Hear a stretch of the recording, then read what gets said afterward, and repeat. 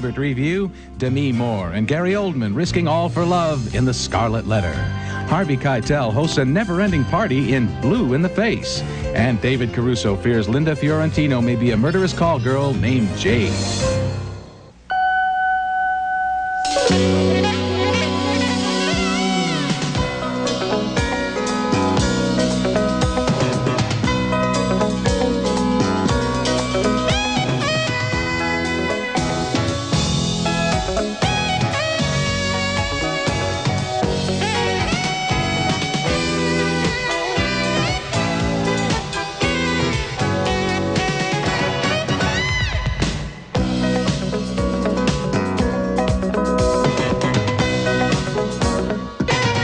In this township my whole life, my purpose clear.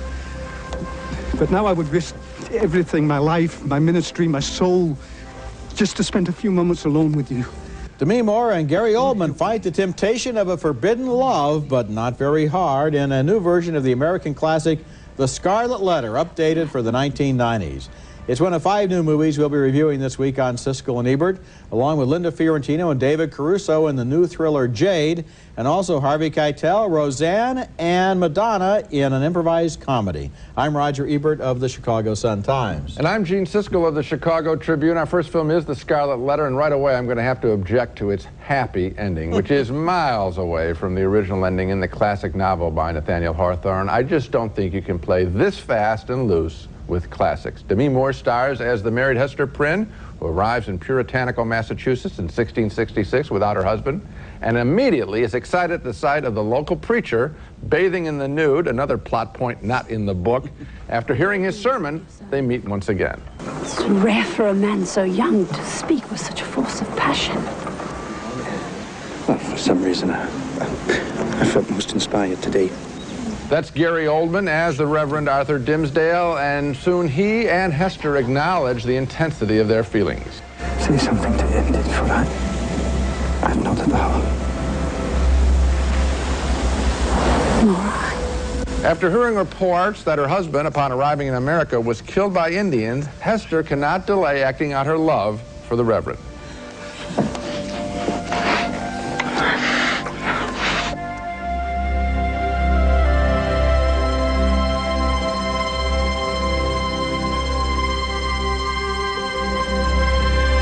Hester ends up having a baby and is soon censored by the town leaders. Mistress, if you do not speak out the name, you must wear upon your bodice this symbol of your sinful fornication. Actually, the best character in the film is a supporting player. Joan Plowright plays Mistress Hibbins, accused of being a witch, but she merely senses the passion in Hester. But I can see what others cannot. Be accursed, to be sure. But I know the hearts of men. The rest of the movie, however, holds our attention only for a little while with Demi Moore's passion, but then the filmmakers really twist Hawthorne's story like a pretzel, as writer Douglas Day Stewart has to find a way to bring about a more upbeat ending. Whole scenes are invented involving nudity and Indian attacks and the life and death of central characters. In so doing, a landmark novel becomes a conventional movie. The more I thought about it, this movie is closer to Pretty Women than the real Scarlet Letter. You know, from a Hollywood point of view, the problem with Nathaniel Hawthorne's novel is that it begins after the adultery is already over, which is kind of like telling Salome's story after she puts the veils back on. And so, of course, they go back for all of that soft-core stuff that looks like it comes out of a Playboy video. And another thing that really bothers me, in the novel, it's the Reverend Dimmesdale who is really the hypocrite. Not only did he father the child, but he fans up the local protest against this woman as a way of kind of concealing his own guilt. And in this movie, they make him more of a kind of a regretful bystander. This movie has no sense of sin, no sense of guilt. It's just kind of a propaganda film for letting it all hang out in puritanical New England. I never thought I'd say this, but actually, Cliff Notes, you know, the crib sheets that people would read when they were assigned books like The Scarlet Letter in high school, that's more valuable than this movie. Not only is this film not The Scarlet Letter, it's really not much of anything else either. Okay, our next movie is one of the entries this weekend in the 33rd Annual New York Film Festival. It's called The Celluloid Closet, and it's an amusing and perceptive documentary about homosexuals in the movies during nearly a century. For many of those years, of course, it was forbidden by the production code to show homosexual behavior on the screen, but filmmakers got around that with carefully coded performances showing characters who might not be identified as gay, but many audience members could break the code and understand the gay references. There were, for example, lots of characters who were known as sissies, and actor-playwright Harvey Fierstein remembers some of them. My view has always been visibility at any cost. I'd rather have negative than nothing. That's just my particular view, and also because I am a sissy. Then there were women characters who look today a lot like lesbian stereotypes, although at the time they were disguised as vampires. Do you like jewels, Lily? This is very old and very beautiful. I'll show it to you. Or vamps. May I have this? Of course.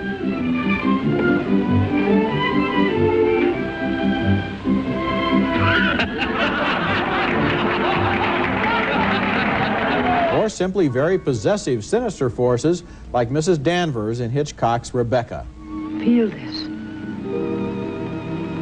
was a Christmas present from Mr. De Winter. He was always giving her expensive gifts, the whole year round. I keep her underwear on this side. The Celluloid Closet is not an angry or a particularly political film. It's more of a movie lover's trip to a chapter of film history that until recently has been invisible or ignored. If you didn't catch it, or you're not going to catch it at the New York Film Festival, it will air on HBO on January 30th and then be released theatrically a couple of weeks later. I think it's a better film maybe than you think. I think it's an important picture, and I think there is some anger in the picture, particularly in the last section of the film when it deals with portrayals of gays labeled as gays from the 70s through today. And that is that they're hateful portrayals, basically. It is only in just the last couple of years that we're getting anything that is approaching humanism in portraits of gays. The picture also, I think, is significant in another way. It shows how you can take footage from films and put together a piece of cultural history that is absolutely fascinating. You could now, I think other groups can take a look at this picture based on Vito Russo's book, Celluloid Closet, and say, we can tell our story too through the movies. Yeah, we can look at our story. It's terrific. Because it is true that once they started showing gays on the screen, they started showing them mostly in negative ways, as killers, as perverts, as serial murderers, and so forth. Yeah, Cruising with Al Pacino is a case in point. I mean, that's a hateful film. Okay, coming up next, a beautiful psychologist enjoys a double life that involves kinky sex and leads to murder in Jade. Freeze it right there. Magnify it. Mrs. Gavin, is that you on the tape? Called yourself Jade? You never used Medford's house as a place of business? Look, why don't you bring that girl on the tape in here? She'll tell you I'm not this person she's talking about. The girl on the tape is dead. Linda Fiorentino is a psychologist with a checkered secret life, and David Caruso plays her former boyfriend, an assistant DA investigating the murder of a wealthy man in Jade, William Friedkin's film that is so convoluted in its story that you end up giving up following it and are merely left feeling voyeuristic as you endure the kinky sex scenes. Here's Fiorentino getting the news about the millionaire's murder. Oh my God, I just saw him today. You did? Yes, we were talking about acquiring the new Matisse for the museum. What happened? We met at his house. Fiorentino's husband is a well-connected lawyer played by Chaz Palminteri, but we have no interest in his character other than as a murder suspect as he tries to bribe Caruso. Why don't you come downtown? As a partner? Eventually. What for? Money. Real money. Yeah, I'm having too much fun doing what I'm doing. There's only 3 fun things in life, Paisan. Money, sex, and power. Another suspect in Jade, no less than the governor of California, Richard Crenna, who is about to see some incriminating photographs of himself in a sex act with a call girl. Actually, I was hoping to see you alone. Oh, I don't have any secrets from Bill. He not only knows where all the bodies are buried, he buries all of them himself. Ultimately, Fiorentino herself becomes a suspect because of her sexual proclivities. Her former lover is shocked, just shocked. How many were there? A lot? I don't know. I lost track. How could you let them do this to you? They didn't do anything to me, David. It was my choice. I liked it. I was in control.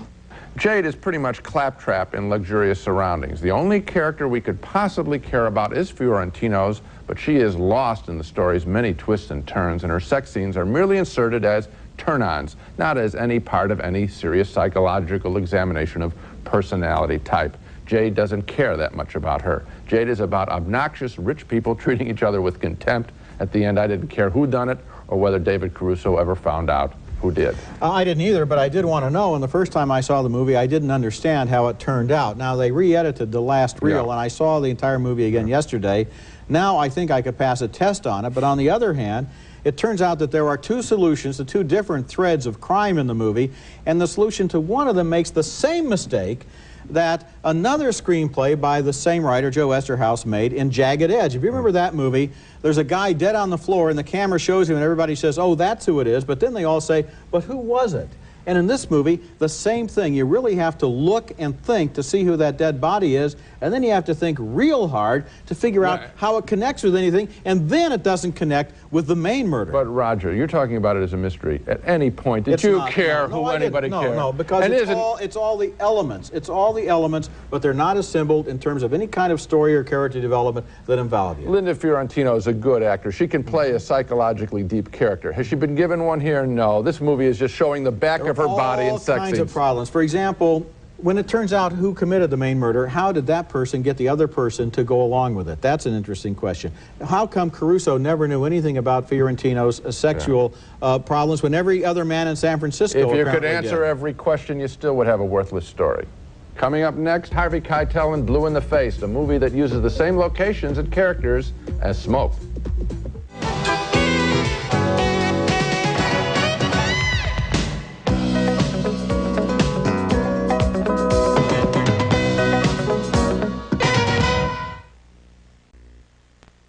I actually feel pretty comfortable in New York. I get scared like in Sweden.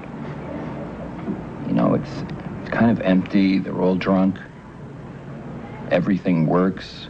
That's underground musician Lou Reed in a scene from Blue in the Face, an intriguing new film that was shot with the same locations and a lot of the same actors as the movie from earlier this year, Smoke. That film, which we both liked, told the story of the folks who hung around a cigar store in Brooklyn. This new film is kind of like a bonus. Director Wayne Wang and writer Paul Auster used a few days after filming Smoke to make another movie, mostly improvised, in which store manager Harvey Keitel and other actors make up bits about their characters. Here, for example, Keitel with his girlfriend, Mel Gorham. Saturday night, I promised Tommy I'd clean out his brother's apartment with him. You know, his brother Chuck. We were in the Navy together, and he died. You know what I'm saying? I don't know what you're talking about, okay? Chuck. Who the f is Chuck? No, it was Chuck. Chuck is dead. The movie has lots of guest stars, including Roseanne, Madonna, and in this scene, independent director Jim Jarmusch, who talks about something that has always puzzled him in old movies. Why is it in every movie there's a shootout, and when they run out of bullets, they like click, click, they fling the gun away, like it's a disposable cigarette lighter or something. What's up with that? Guns cost a lot of money. Can't you reload it? Seen all by itself, Blue in the Face is not a terrifically good film. It's rambling, disorganized, and very indulgent of its actors, especially the guest stars, who sometimes seem to think they're on Saturday Night Live. On the other hand, this is a fascinating companion piece to Smoke.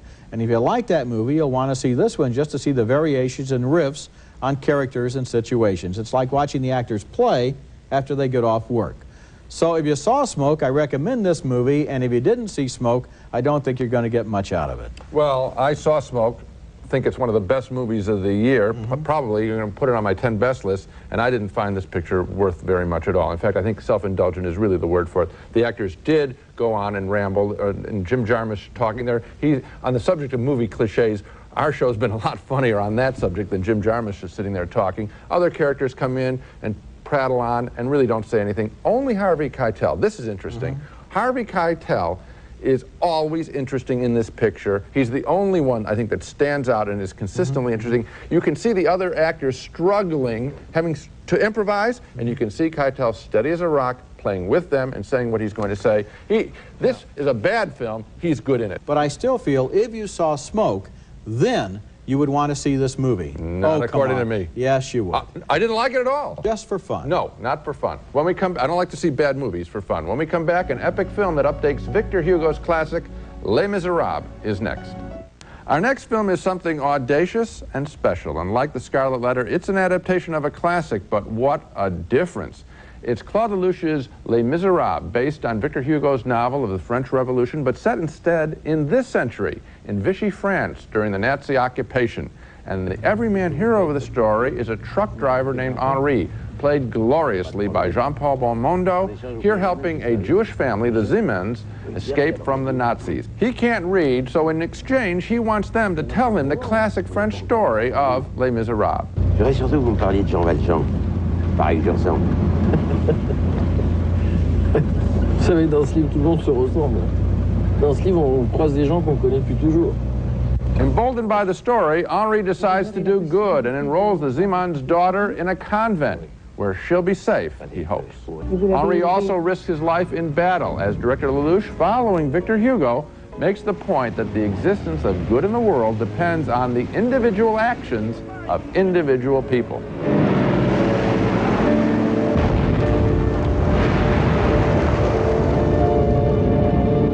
Claude Lelouch's Les Misérables has the epic quality of its source material in both its grand and intimate scenes. Here the director indicts the French who assisted the Nazis as Jewish prisoners are forced to prostitute themselves at an officer's party. Vous êtes français?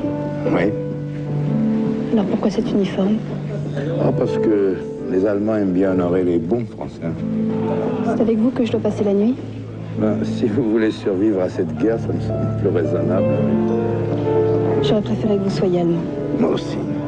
This Les Misérables tries to deal in a poetic way with the shabbiest of episodes in French history, the French collaborators who sold out their brethren in World War II. By using the almost sacred text of Victor Hugo's novel, Lelouch couldn't be more audacious, but Lelouch triumphs because he is in total emotional control of this great story.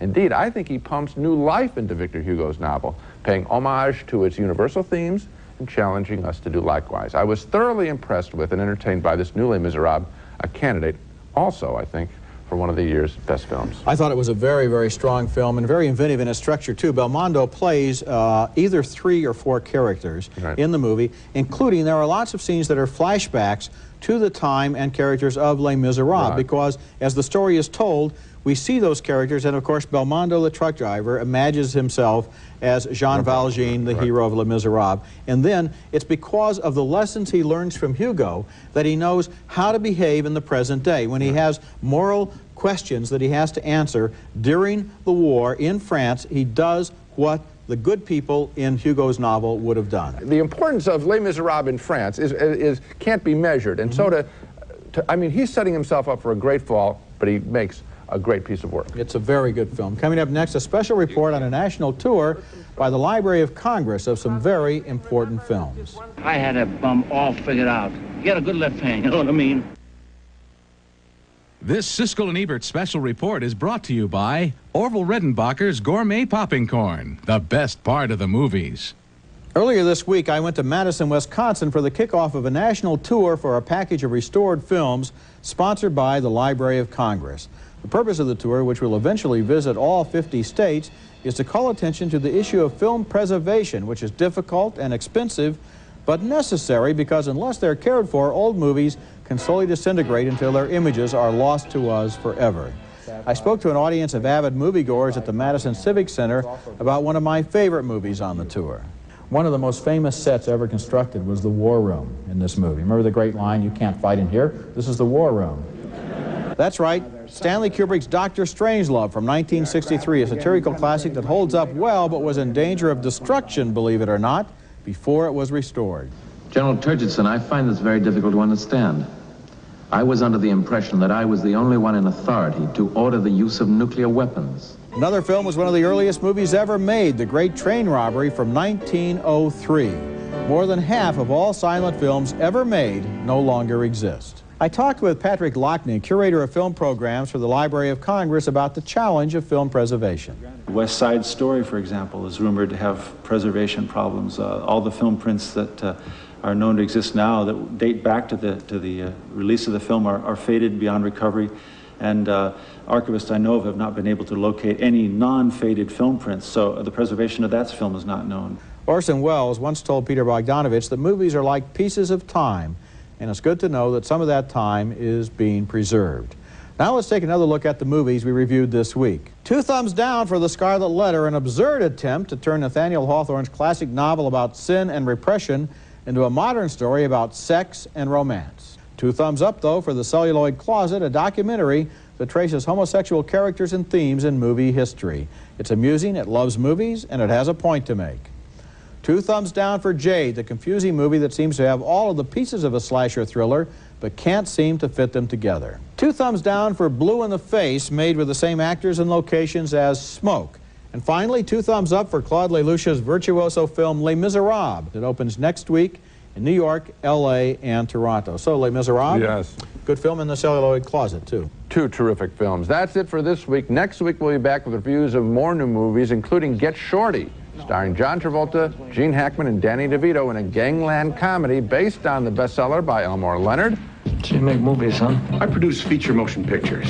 I got an idea for a movie. Doesn't everybody? And also, Now and Then, a nostalgic coming-of-age story featuring a cast of young actresses, including Christina Ricci, and also cameos by Demi Moore, Melanie Griffith, and Rosie O'Donnell. That's next week, and until then, the balcony is closed.